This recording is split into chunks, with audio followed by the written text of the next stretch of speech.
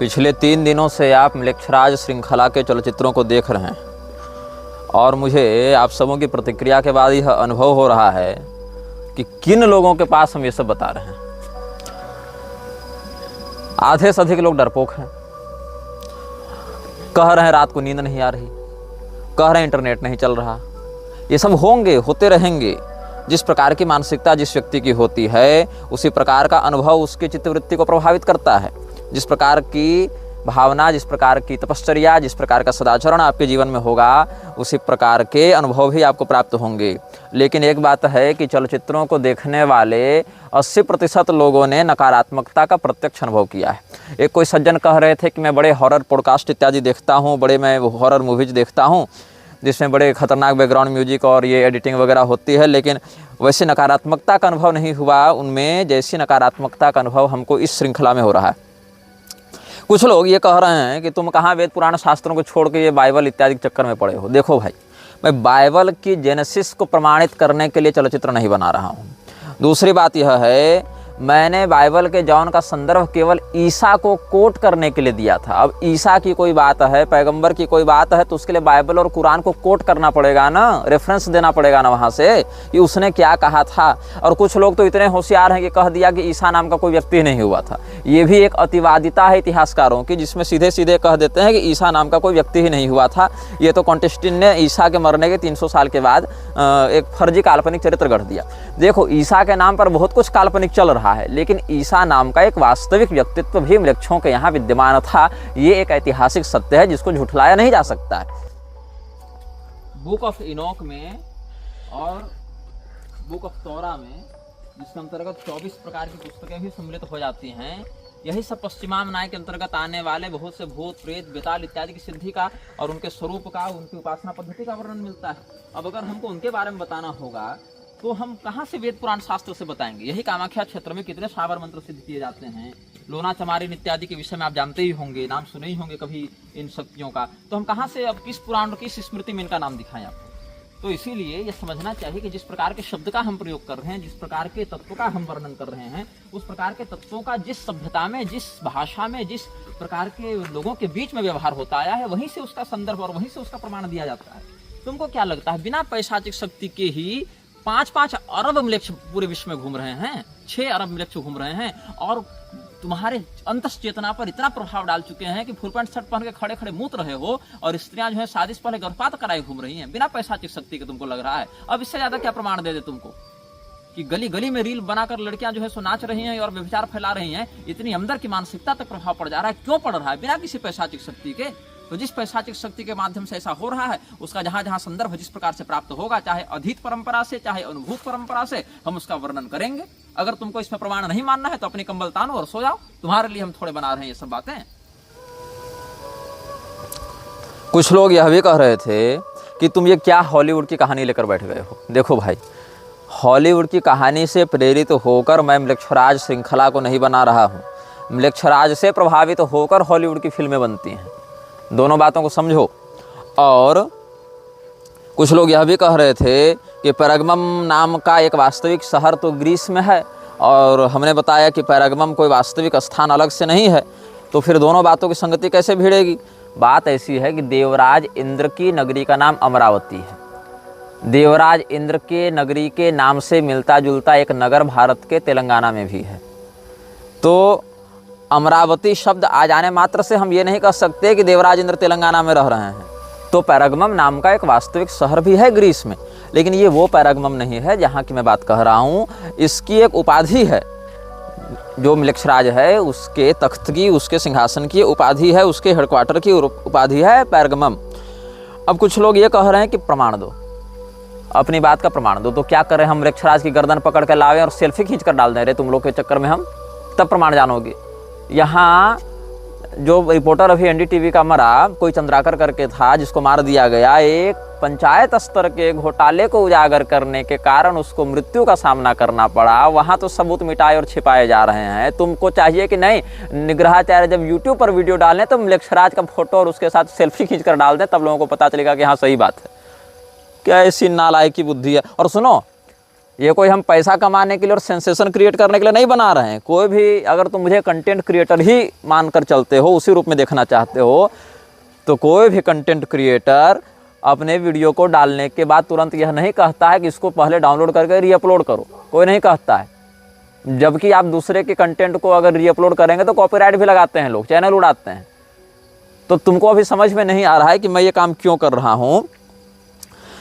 मैंने जितने संदर्भ दिए, लोग कह रहे हैं कि बाइबल से क्यों बता रहे हो, कुरान से क्यों बता रहे हो, यहूदियों से क्यों बता रहे हो, तो पारसियों से क्यों बता रहे हो। देखो, ये एक बहुत ही कटु सत्य है कि भारत में पिछले 1000 वर्षों से इन्हीं पुस्तकों के अनुयायियों ने शासन बहुत प्रभावी रूप से किया है और हमारी संस्कृति को अपूरणीय क्षति पहुंचाई है।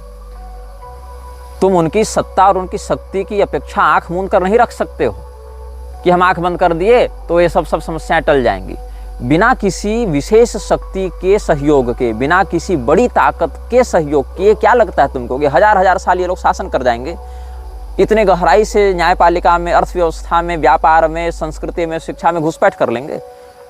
वो शक्ति जो इन सबको नियंत्रित कर रही है, वो मृक्षों की शक्ति जहाँ जहाँ वर्णित होगी, जिस रूप में वर्णित होगी, वहाँ वहाँ से ही उसका संदर्भ दिया जाएगा ना भाई। अब रही बात की, बहुत से सभ्यताओं ने इसको बहुत से नामों से पुकारा, ये बात सत्य है। मैंने इसके कई नाम बताए। कुछ लोग कहते हैं कि शैतान शब्द का तुम प्रयोग करते हो, ये तो इस्लामी शब्द है और तुम सनातन धर्म के ग्रंथों में शैतान शब्द जब नहीं मिलता तो कैसे शैतान शब्द का प्रयोग कर रहे हो। अरे बहरों, शैतान शब्द का प्रयोग हमने प्रचलित भाषा में किया है, लेकिन उसी वक्तव्य में हमने कई बार तो आसुरी संपदा शब्द का भी प्रयोग किया है। वो क्यों नहीं देखते हो?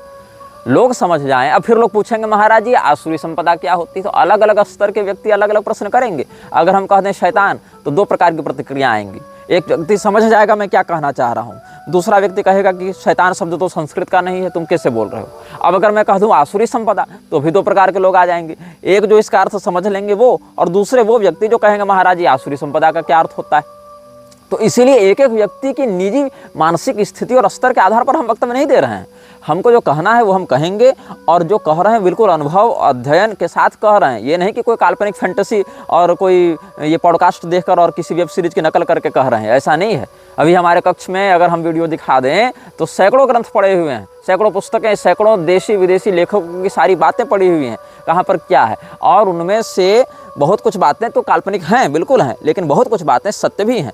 जैसे कि बहुत से लोग कड़ी स्वयं जोड़ रहे हैं। एक मैं उदाहरण दूं, कुछ लोग हस्तर का नाम सुनकर कह रहे थे, एक व्यक्ति ने कमेंट किया था कि हस्तर की जो कहानी है वो किसी मराठी लेखक, नारायण नाम के मराठी लेखक से ली गई है, और उस मराठी लेखक ने भी किसी अंग्रेजी लेखक के उपन्यास से उसको ग्रहण किया था, उस भावना को। तो कुल मिला के ये कड़ियाँ वापस म्लेच्छराज तक ही जाकर जुटती हैं। अब कुछ लोग बता रहे थे कि मैंने जो कहा था जॉन का रेफरेंस देते हुए कि जीसस पर म्लेच्छराज प्रभाव डालने आया था, उस समय तत्कालिक रूप से नहीं डाल पाया था उतना प्रभावी रूप से। तो इसका कारण यह है कि इस्लाम के प्रवर्तक के जीवन में जितना खून खराबा और बलात्कार और इस प्रकार के आतंक की बाहुल्यता देखने को मिली है, उतने आतंक की बाहुल्यता ईसा के निजी जीवन में नहीं थी। इसीलिए ईसा जो है वह म्लेच्छ होने के बाद भी पैगंबर की तुलना में सौम्यतर म्लेच्छ था। इसीलिए उसकी मानसिकता का भेदन करने में म्लेच्छराज उतने प्रभावी रूप से तात्कालिक दृष्टि से सफल नहीं हुआ जितने की उससे अपेक्षा थी। इसीलिए तो 300 साल अपनी शक्ति को जगाता रहा। और यह चिंतनीय यह भी है कि एक और कोई हमको बता रहे थे कि इन्होंने लिखा है कि आपने जो जीसस पर प्रभाव डालने की बात कही उसका वर्णन एक चलचित्र नेफ्रियस में भी मिलता है। देखो, मैंने नेफ्रियस देखी नहीं है और उम्मीद कम है कि मैं देखूंगा। वो चलचित्र एक वार्तालाप है एक ऐसे व्यक्ति जिसको एक डीमन ने उसके शरीर को अपना घर बनाया हुआ है, और एक मनोवैज्ञानिक है। तो वो डीमन बताता है कि उसके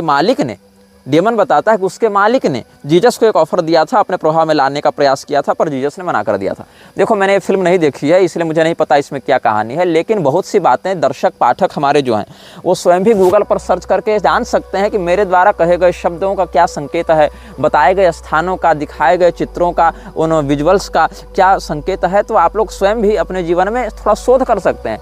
सामने सामने परोस कर खिलाएंगे नहीं। और सुनो, ये चलचित्र हम बहुत से लोगों को जगाने के लिए नहीं बना रहे हैं, क्योंकि तुम लोग जागोगे भी नहीं।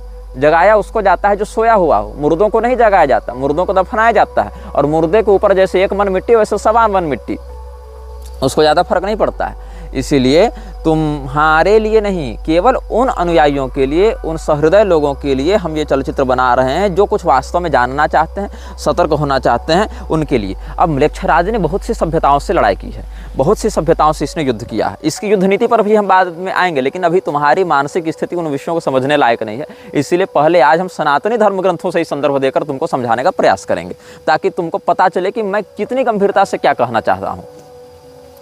एक व्यक्ति तो यह भी कह रहा था कि ये तो श्रीमद् भागवत कथा कहते थे, अब म्लेच्छराज कथा कैसे कहने लगे। अरे भैया, सनातन धर्म के ग्रंथों में कलयुग का वर्णन नहीं है क्या?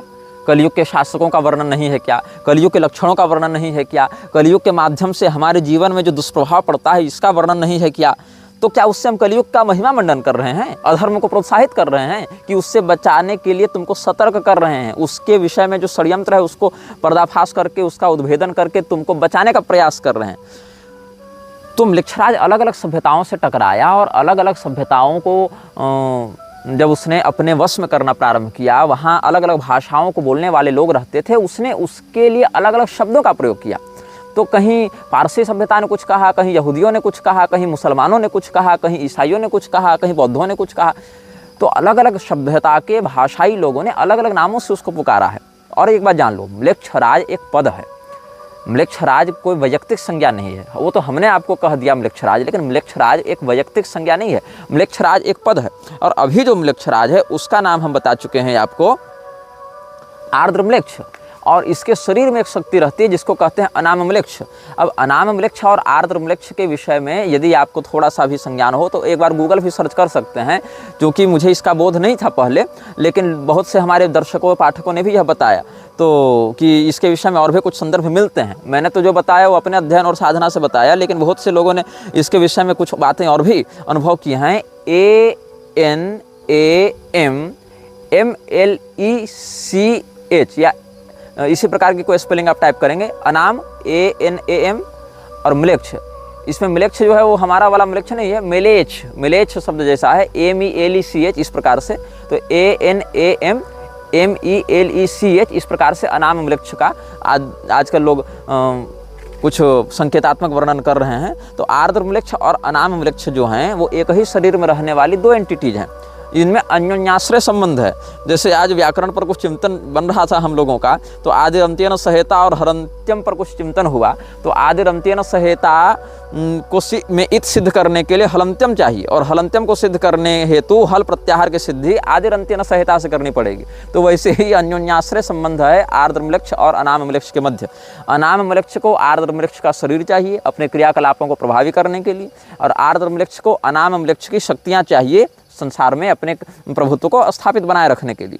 इसीलिए इन दोनों के मध्य जो है अन्योन्याश्रय संबंध है, एक शरीर है, एक हार्डवेयर है, एक सॉफ्टवेयर है, ऐसे तुम लोग इसको समझ सकते हो।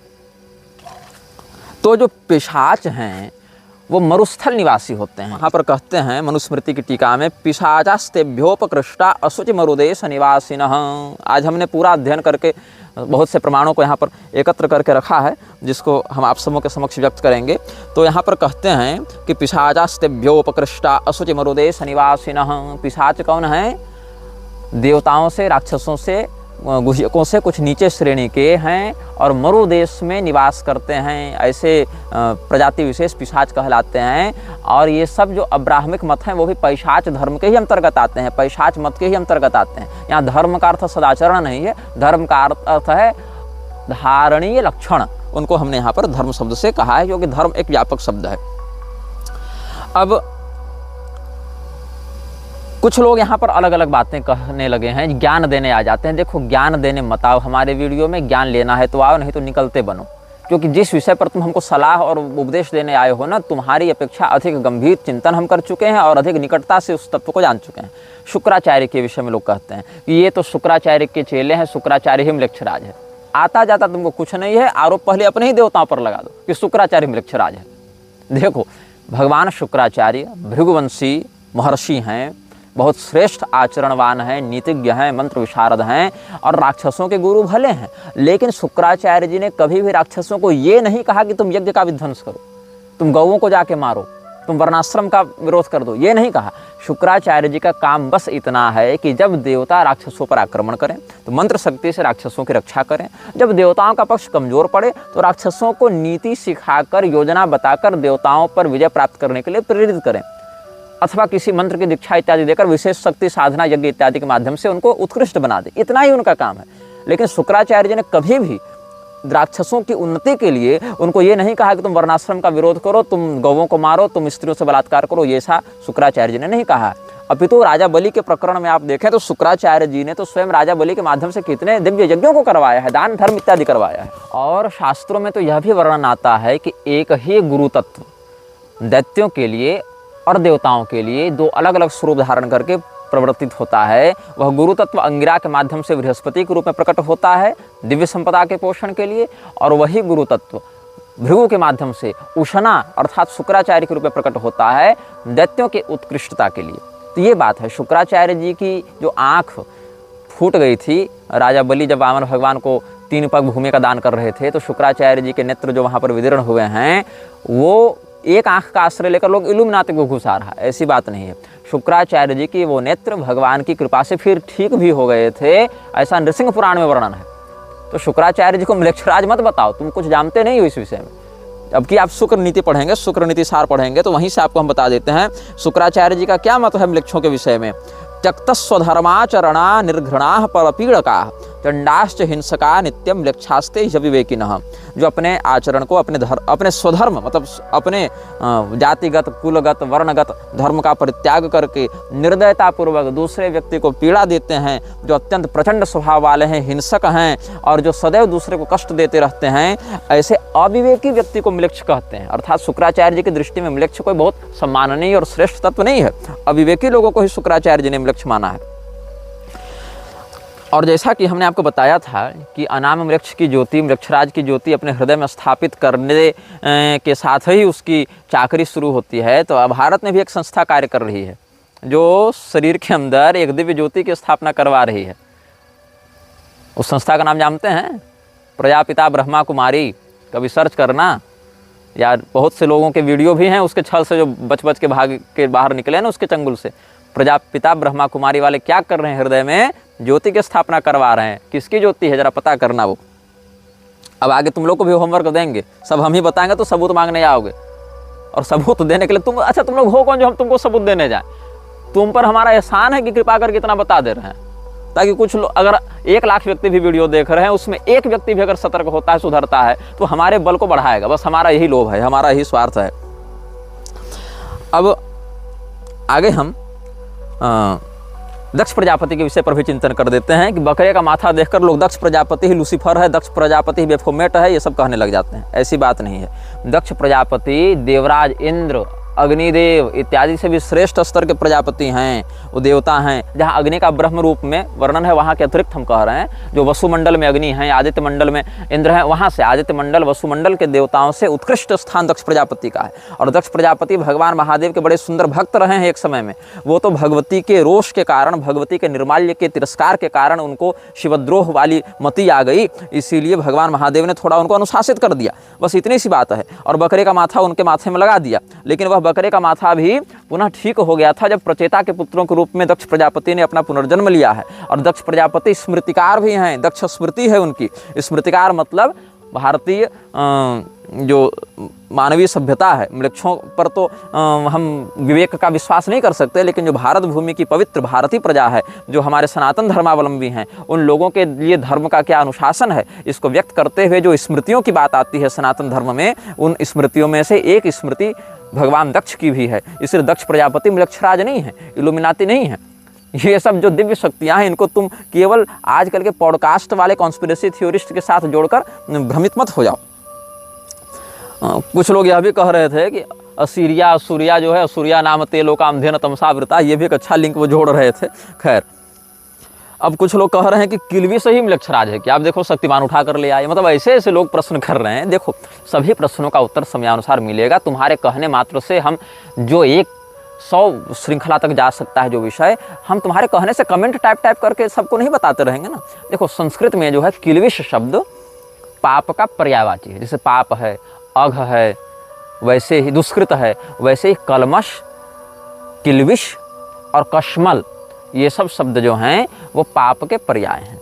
तो पाप के बाहुल्यता से कलयुग बढ़ता है, पाप ही कलयुग का स्वभाव है, और पाप का पर्याय है किल्विश। तो इस प्रकार से कह दिया गया कि तमराज किल्विश। ऐसे तमराज किल्विश तो काल्पनिक चरित्र हो गया, लेकिन ठीक है, अगर म्लेच्छराज को समझना चाहते हो तो प्रारंभिक बालकों के लिए वो भी सही है। लेकिन किल्विश शब्द संस्कृत में पाप का पर्याय, किल्विश, कलमश और कश्मल, ये सब शब्द पाप के पर्याय हैं। अब लोग ये कह रहे थे कि भारत में म्लेच्छराज कहाँ रहता है, इसके विषय में तुमने बताया नहीं। देखो, भारत में आया था म्लेच्छराज, और म्लेच्छराज भारत में एक ही स्थान पर विशेष करके अपना प्रभाव जमा पाया। उस स्थान में दिव्य मंत्रों का प्रयोग करके, जैसे किवाड़ लगाते हैं ना, ग्रिलिंग करते हैं, किवाड़ से किसी चीज़ को बांधते हैं, सांकल लगाते हैं, तो मांत्रिक लोहे के सांकलों से उस स्थान को देवताओं ने कीलित कर दिया। उसको कहते हैं लोहारगल तीर्थ। और लोहारगल तीर्थ में जो है भगवान वराह उस म्लेच्छराज को कैद करके रखे हुए हैं। उसकी शक्ति को, वो तो कोई ऐसा नहीं कि एक जगह शरीर में बंद कर दिए तो बंद हो गया, मतलब उसके जो ऊर्जा केंद्र हैं, जो उसके मेन पावर हाउस हैं, सर्वर्स हैं, पावर ग्रिड्स हैं, उनमें से एक पावर ग्रिड भारत में लोहारगल तीर्थ में है। तो वराह पुराण में भी इसका संकेत आपको प्राप्त हो जाएगा, जहाँ पर भगवान वराह ने पृथ्वी देवी को बताया है कि देखो वहाँ म्लेच्छराज का स्थान है, और उस स्थान को छोड़कर मैं कहीं जाता नहीं हूँ, मतलब उसका वहाँ पर मैं बंधन करके रखा हुआ हूँ। स्थानम लोहारगलम नाम म्लेच्छराज समाश्रितम क्षणम चापि न मुंचामि एवमेतन न संशय। ये वराह पुराण में बताया जा रहा है। तुमको लग रहा था कि हम केवल फैंटेसी स्टोरीज बता रहे हैं, अभी तुमको अंदाजा नहीं कि हम क्या बता रहे हैं और उसका आगे क्या विषय कहाँ जुड़ने वाला है। अब इसमें ये समझ में आना चाहिए कि म्लेच्छराज शब्द यहाँ केवल अहिर्मान या आर्द्रम्लेच्छ या अनामम्लेच्छ के लिए नहीं है। म्लेच्छराज एक पद है।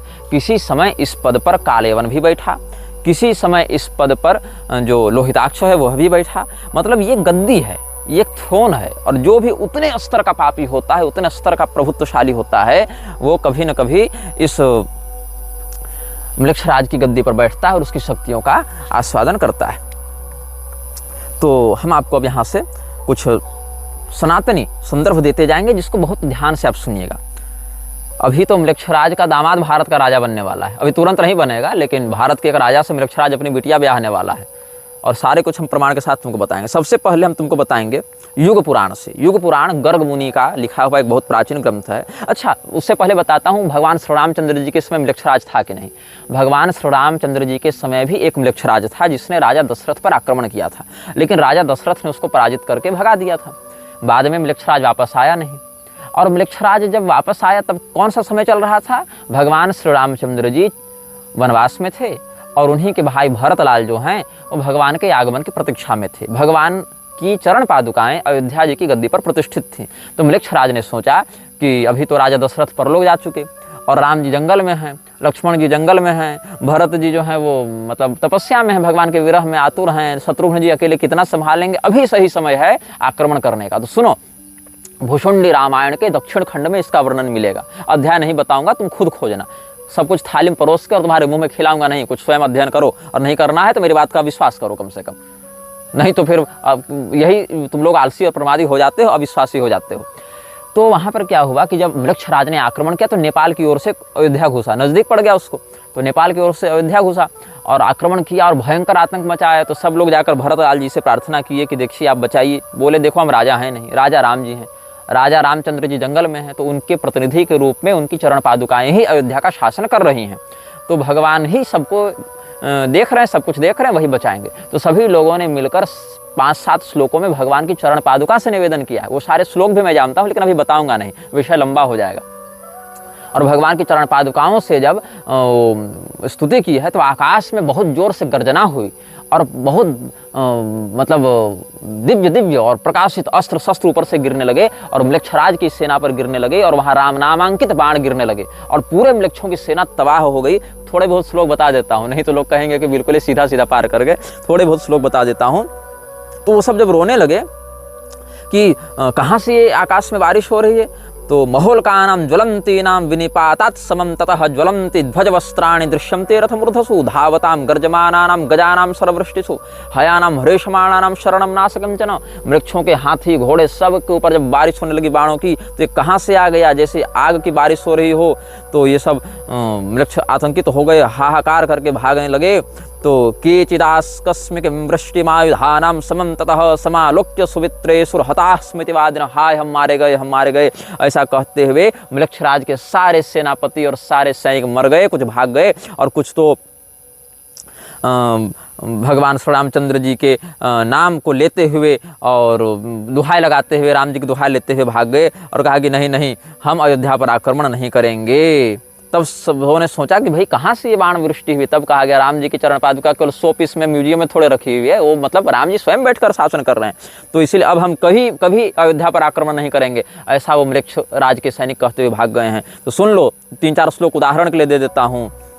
केचित् दैव कृतं मत्वा कदनं घोरमात्मनः इतो नैवं करिष्याम इत्याभाष्य विनयश्री नष्टेषु म्लेच्छराजस्य सैन्येषु सह नायकैः मृते च राक्षसानीके शेषाः केचिद् विदुद्रुवुः गृहीतवैशसाः केचिद् राजानः परपक्षकाः भग्न संकल्प संयोगा दुद्रुवः समराजिरात्। और भी बहुत से राजा लोग आए थे ना अयोध्या पर आक्रमण करने के लिए, तो वहाँ पर सब लोग मतलब भग्न संकल्प हो गए। मृक्षराज के अधीन होकर जितने राजा लड़ने आए थे कि हम भी अयोध्या वालों से लड़ेंगे, हम भी लड़ेंगे, वो सब भाग गए। अब सुनो, धर्मशास्त्र का इतिहास जो है, जो वीपी काणे जी ने लिखी थी, हालांकि उनके एक लिखन में बहुत कुछ हमने त्रुटियां पाई हैं, लेकिन इस विषय में उन्होंने अच्छा लेखन किया युग पुराण के विषय में, जहाँ पर वो कहते हैं कि शूद्र लोग प्रणव के साथ आहुति डालेंगे और उस समय अमलात नाम का या आम्राट नाम का एक मृक्षराज होगा, उसकी लाल लाल आंखें होंगी। हमने जो अनाम वृक्ष का चित्र डाला था उसके भी लाल लाल आंखें थीं बहुत ज़्यादा, वो उसका वैसा ही वर्णन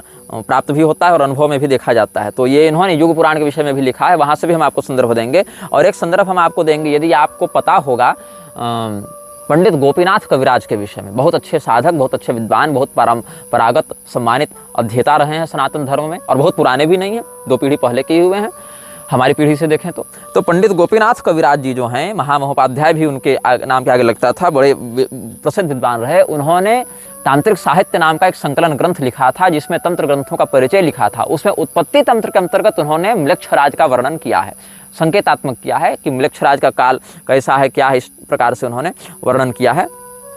तो उत्पत्ति तंत्र का जहाँ पर वर्णन कर रहे हैं तांत्रिक साहित्य के पृष्ठ 77 में, वहाँ कह रहे हैं मृक्षराज का काल कथन, इस प्रकार से उन्होंने उसमें अनुभाग दिया है। अब हम आपको बता रहे हैं, अच्छा, बृहत पाराशर होरा शास्त्र में भी एक योग बनता है। उस योग में जिस व्यक्ति का जीवन फंसता है, विशेष करके मृक्षराज केतु की जिसकी उत्कृष्ट दशा होती है, उसको अपने वश में करने का प्रयास करता है और उसको बहुत पुरस्कृत करता है। इसका भी एक आपको हम प्रमाण दे ही देते हैं बृहत पाराशर होरा शास्त्र से भी। थोड़ा आपको मैं श्लोक बता देता हूँ। क्षमा कहते हैं पृथ्वी को, क्षमापति कहते हैं राजा को, भूपति, क्षमापति, क्षमा और क्षमा दोनों शब्द हैं। तो क्षमापति मतलब राजा, भूपति, तो म्लेच्छ क्षमापति, म्लेच्छ क्षमापति मतलब मृक्षराज। तो संस्कृत का जो अध्ययन करते हैं, पर्यायों को समझते हैं, वो समझ जाएंगे मैं क्या कह रहा हूँ। तो श्लोक देखिएगा, केतु भुक्ति महादशा वर्षाणी, वहाँ फल देखिएगा, केतुत्कृष्ट दशा करोति विजय क्रूर क्रियार्थागमम म्लेच्छ क्षमापति लब्ध भाग्य कवन प्रारंभ शत्रुच्छयान केतु पाप दशाति कष्ट विफलानर्थ क्रिया योग हृच्छूला स्थित ज्वर कंपन द्विजन द्वेषाति मूर्ख क्रियान। केतु की उत्कृष्ट दशा में विजय, क्रूर कर्म से धन प्राप्ति और मृक्षराज से भाग्य वृद्धि और शत्रुनाश होता है। ऐसा पूर्व खंड के 32वें अध्याय में, मतलब 32वें अध्याय में केतु भुक्ति महादशा वर्ष का जहाँ फल बता रहे हैं पराशर मुनि, वहाँ कहते हैं कि जिसकी ऐसी दशा होती है, क्रूर कर्म से धन प्राप्त करता है और मृक्षराज की कृपा से उसके भाग्य में बड़ी सुंदर वृद्धि होती है, बड़ा भाग्य उसका चमक जाता है। तो सोच लो कि केवल तुम जो कहते हो ना कि फैंटेसी सुना रहे हैं, अरे मूर्खों, फैंटेसी सुनाने के लिए हम यहाँ नहीं बैठे हैं। बात मानना है मानो, नहीं मानना है तो रसातल जाओ। कुछ लोग कह रहे थे कि मृक्षराज तो तुम्हारी कल्पना है। सुनो, बड़ी गंभीरता से समझा रहा हूँ। मृक्षराज भी यही चाहता है कि तुम उसे काल्पनिक समझो, क्योंकि जब तक तुम उसे काल्पनिक समझोगे तब तक उसका बल बहुत निर्बाध और निष्कंटक रूप से अभिवृद्धि को प्राप्त होता रहेगा। अब हम युग पुराण की चर्चा कर रहे थे। युग पुराण पर हम बात आते हैं। उस समय एक म्लेच्छराज का यहाँ पर वर्णन मिलता है जिसका नाम था आम्राट, और उसकी आंखें बड़ी लाल थी, इसलिए उसको लोहिताक्ष भी कहते थे। तो ततो रणे धनु मूलो भविष्यति महाबलः आम्राटो लोहिताक्षेति पुष्पनाम गमिष्यति सर्वे ते नगरम गत्वा शून्यमासाद्य पर्वतम, और अर्थलुब्धाश्च सर्वे भविष्यन्ति महाबला। जितने भी लोग उस समय होंगे वो अर्थलोलुप होंगे, क्योंकि म्लेच्छराज पैसा बहुत दे देता है तो लोग अर्थलोलुप हो जाते हैं। ततस्स म्लेच्छ आम्राटो रक्ताक्षो रक्त वस्त्रभृत, लाल रंग का कपड़ा पहने हुए लाल रंग की आंखों वाला वह म्लेच्छ राजा व नृप म्लेच्छ नृप आम्राट जनमादाय विवशम परम उत्सादयति, लोगों को बलपूर्वक अपना गुलाम बनाकर बहुत कष्ट देगा। और वो क्या करता है, ततो वर्णांस्तु चतुरः स नृपो नाशयिष्यति, चारों वर्णों को वह व्यक्ति नष्ट करने के लिए तत्पर रहेगा। कौन? म्लेच्छ नृप, कौन सा म्लेच्छराज? जिसका नाम आम्राट है, जो लाल रंग की आंखों वाला है और जो लाल रंग के कपड़े पहनता है। वर्णान व्यवस्थितान सर्वान कृत्वा पूर्वा व्यवस्थितान आम्राटो लोहिताक्षश्च विपत्स्यति स बांधवः, लेकिन वो आम्राट भी अपने पूरे कुल खानदान के साथ मरेगा, और उस समय उसको मारने वाले राजा का नाम होगा गोपाल वर्मा। ततो भविष्यति राजा गोपालो नाम नामतः। लेकिन समस्या क्या होगी कि गोपाल वर्मा जब टकराएगा म्लेच्छराज से, तो उस समय का जो आम्राट म्लेच्छराज होगा वो तो मर जाएगा। ये गर्ग मुनि भविष्यवाणी कर रहे हैं। लेकिन राजा गोपाल भी उससे जो युद्ध होगा उसमें इतनी नकारात्मकता झेलेंगे कि वो भी बच नहीं पाएंगे, साल भर के अंदर वो भी मर जाएंगे। मतलब टकरा तो गए बहुत जोर से, मार भी दिया उसको, लेकिन उसके टकराने से जितनी शक्तियां इनके साथ अगर भिड़ी, वो जो नकारात्मकता इनके अंदर घुसी, उसने इनको भी मार दिया। तो गोपालस्तु ततो राज्यम भुक्त्वा संवत्सरम नृपः पुष्पके चाभिसंयुक्तम ततो निधनमेष्यति, और राजा गोपाल जब मर जाएंगे उसके बाद फिर एक दूसरा राजा होगा। ततो धर्मपरो राजा पुष्पको नाम नामतः, जब राजा गोपाल मरेंगे तो गोपाल वर्मा अपने उत्तराधिकारी के रूप में पुष्पक नामक राजा का अभिषेक करके जाएंगे। लेकिन ये नकारात्मकता उनकी पीढ़ी पर भी असर करेगी, राजा पुष्पक भी ज़्यादा बच नहीं पाएंगे, वो भी साल भर के अंदर ही मर जाएंगे। तब उसके बाद उनके उत्तराधिकारी के रूप में अनरण्य नाम के बहुत पराक्रमी राजा होंगे। ये अनरण्य दूसरे हैं, एक राम जी के पूर्वज भी अनरण्य हुए हैं, ये दूसरे हैं। ततः स विपुलो राजा अनरण्यो महाबलः सोपि वर्णत्रयं भुक्त्वा पश्चात् निधनमेष्यति, अनरण्य जब राजा बनेंगे तब वो राजा भी 3 साल के अंदर मर जाएंगे। मतलब तीसरी पीढ़ी के जो राजा होंगे वो 3 साल के अंदर मर जाएंगे। तो मतलब कुल मिला के म्लेच्छराज को जो मारेगा उसके खानदान पर भी उसकी जो सिद्ध की हुई शक्तियाँ वो भी बहुत बुरा असर डालती हैं। तो ये बहुत बड़ा बलिदान होता है म्लेच्छराज से भिड़ना।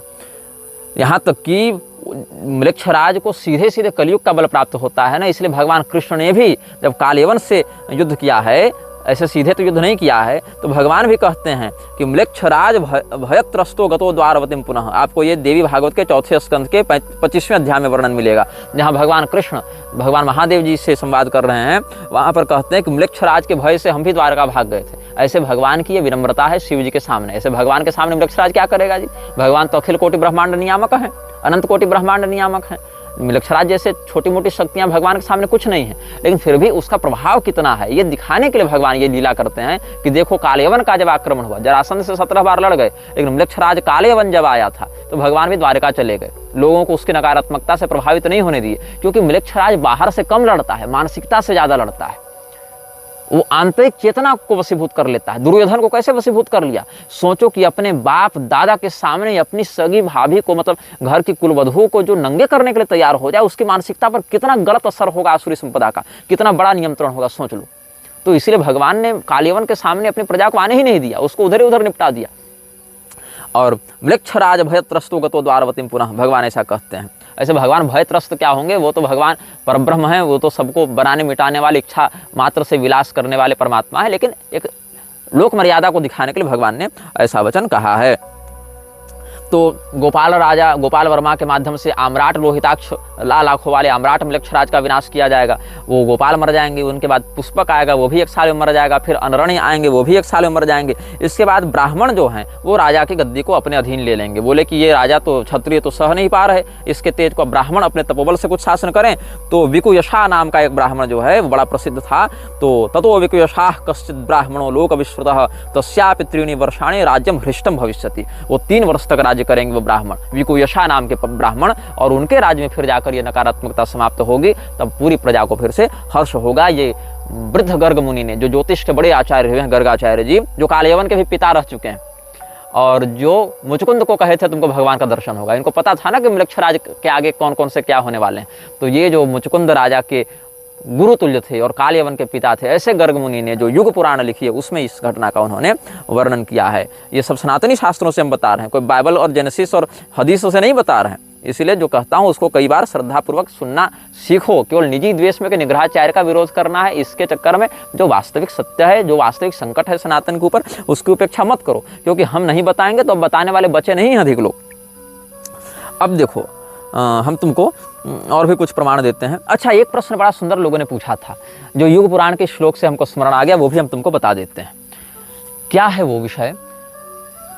जब आर्द्रम्लेच्छ इब्बिसिन के विद्रोह, इब्बिसिन के सेना से बचकर या निकल कर भाग रहा था, और जब वो रेगिस्तान में गया वहाँ पर उसको 15 लोग मिले थे, ऐसा हमने बताया था। वो 15 लोग कौन थे? इसका अर्थ है कि वो 15 लोग तो मृक्षराज से भी पुराने हैं, वर्तमान मृक्षराज से ज़्यादा पुराने हैं।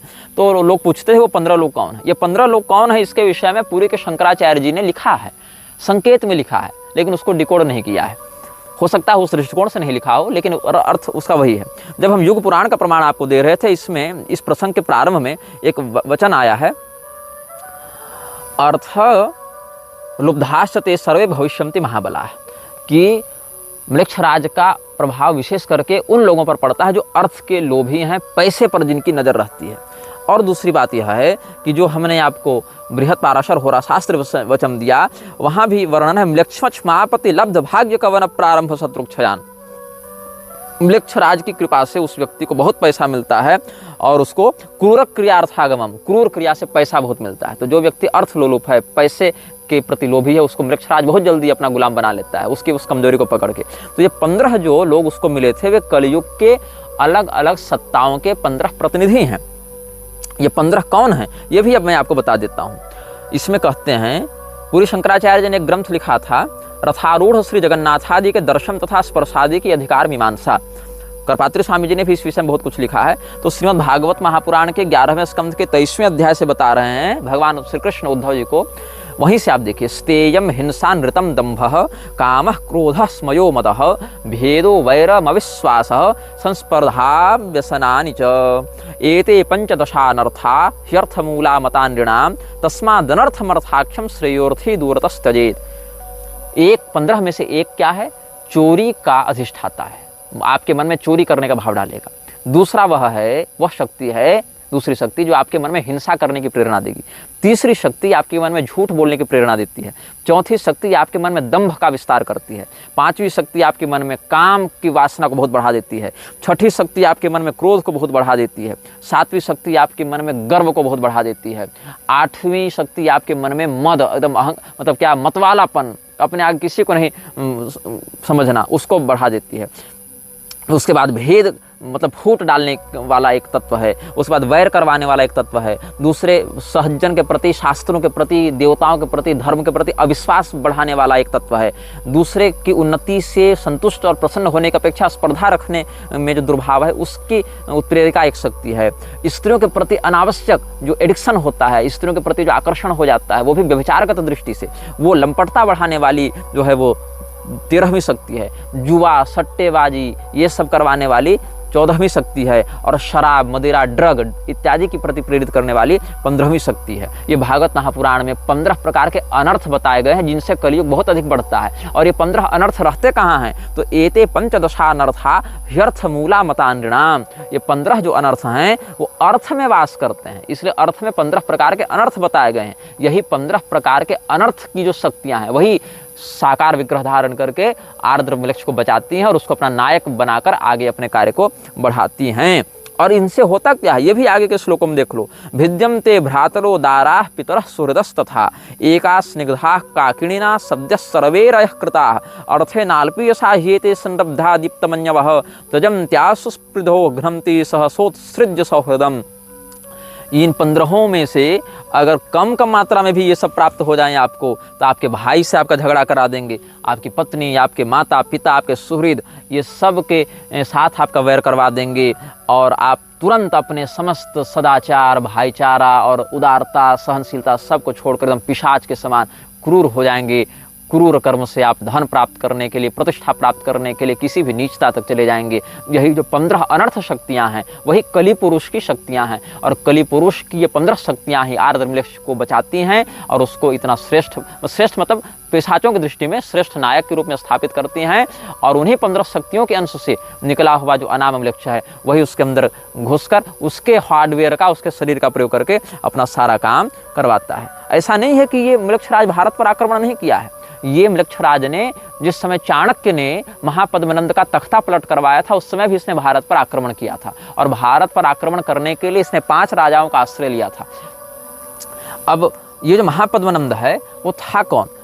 उसने कलयुग को आगे बढ़ाने के लिए बहुत सहयोग दिया था। श्रीमद् भागवत में आप देखिए, जहाँ सुखदेव जी ने कलयुग के भविष्यगत राजाओं का वर्णन किया है। महापद्म पतिः कश्चिन नंदः क्षत्र विनाशकृत ततो नृपा भविष्यन्ति शूद्र प्रायस्तु धार्मिका स एक क्षत्रां पृथ्वी मनुलंघित शासनः शासिष्यति महापद्मो द्वितीय इव भार्गवः तस्य चाष्टो भविष्यन्ति सुमाल्य प्रमुखा सुताः य इमां भोक्ष्यन्ति महिं राजानश्च सप्तम समाः नव नंदान् द्विजः कश्चित् प्रपन्नानुद्धरिष्यति तेषां भावे जगति मौर्या भोक्ष्यन्ति वै कलौ स एव चंद्रगुप्तं वै द्विजो राज्येभिषिक्षति।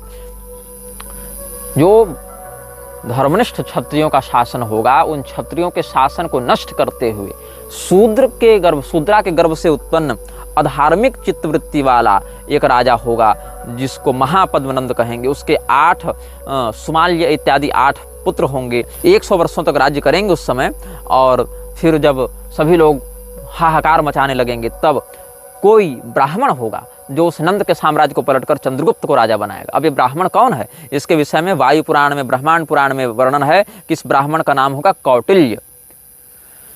महानंदी सुतश्चापि शूद्रायां काल संवृतः उत्पत्स्यते महापद्मः सर्वक्षत्रान्तरे नृपः ततः प्रभृति राजानो भविष्याः शूद्रयोनयः एकराट् स महापद्म एकच्छत्रो भविष्यति 28 वर्षाणि पृथ्वीं पालयिष्यति सर्वक्षत्र हृदोद्धृत्य भावेनोऽर्थस्य वैबलात्। किसके बल से? अर्थस्य वैबलात्। आपको हमने युग पुराण से क्या कहा था? अर्थ लोलुप सब हो जाएंगे। आपको हमने क्या बताया? अर्थ में 15 अनर्थ रहते हैं जो कलयुग के सेवक हैं, जो आर्द्रमलेक्ष को गोद लेते हैं। और यहाँ पर महापद्मनंद को कौन बढ़ा रहा है? अर्थस्य वैबलात्, अर्थ के बल से उसने ऐसा किया। और सहस्रास्तुताह्यष्टौ समाद्वादशते नृपाः महापद्मस्य पर्याय भविष्यन्ति नृपाः क्रमात्।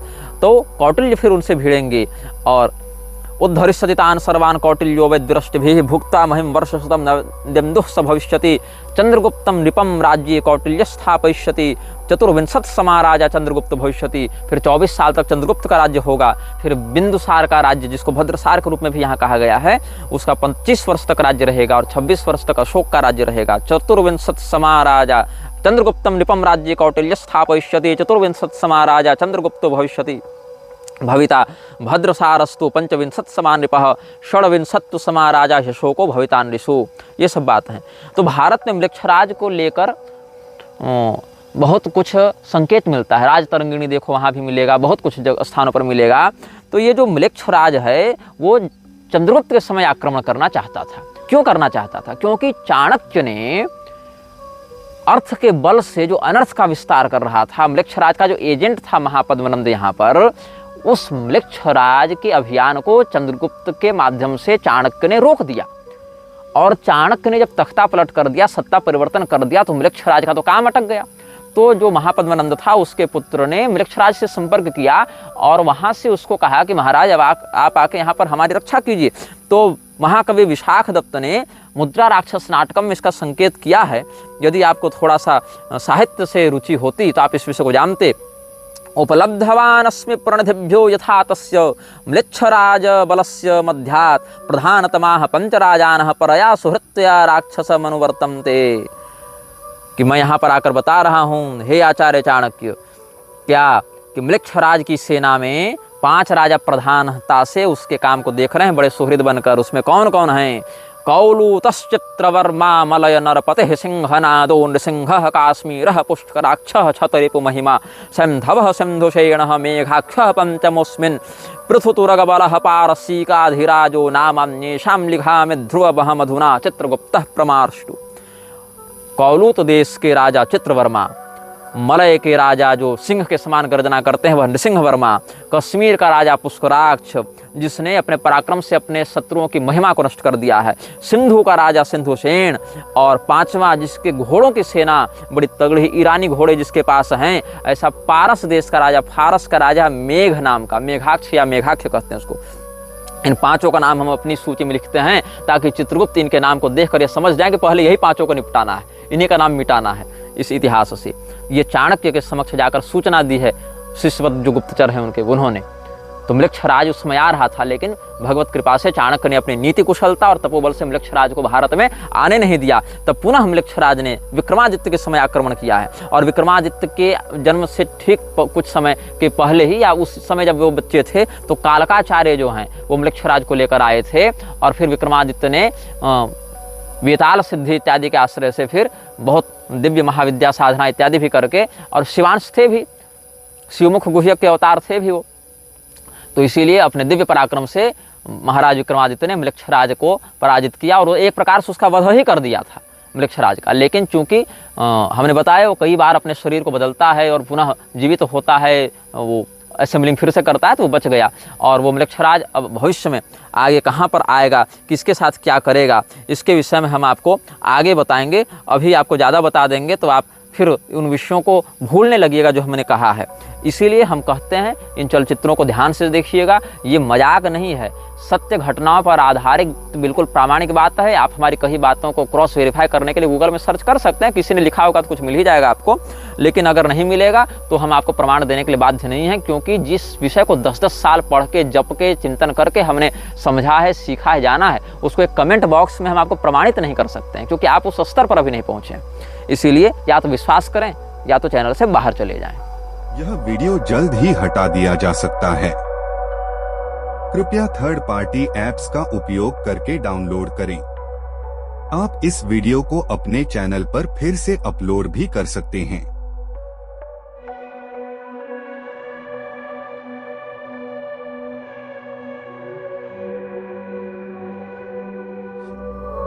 This video may get deleted soon. Please download using third-party apps. You may also re-upload this video on your channels. Thank you.